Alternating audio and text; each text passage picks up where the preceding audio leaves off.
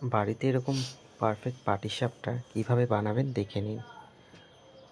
তার জন্য একটা পাত্রে 500 গ্রাম চালের গুঁড়ি, 250 গ্রাম ময়দা, 75 গ্রাম সুজি আর 75 গ্রাম চিনির গুঁড়ো, সাথে নুন দিতে ভুলবেন না। ড্রাই উপকরণগুলো ভালো করে মিক্স করে নিন।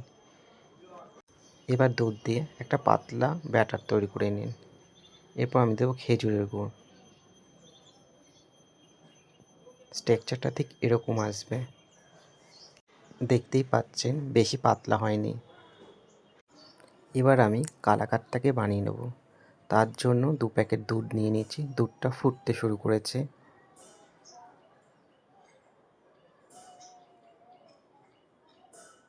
গুঁড়ো দুধ নিয়ে নিয়েছি।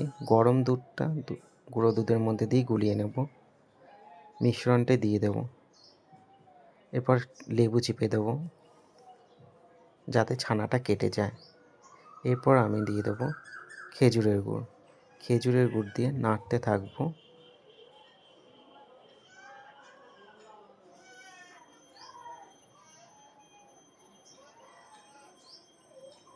দেখতেই পাচ্ছেন দুধটা রিডিউস হয়ে গিয়ে পারফেক্টলি কালাকার হয়ে গেছে। পাটিসাপটা বানানোর জন্য ফ্রাই প্যানে আমি মিশ্রণটা দিয়ে দিলাম।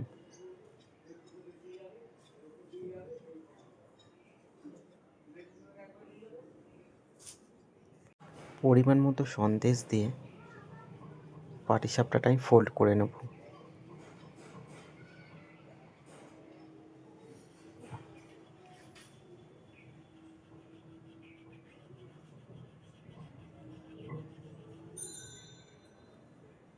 রেডি আমাদের পাটিসাপটা।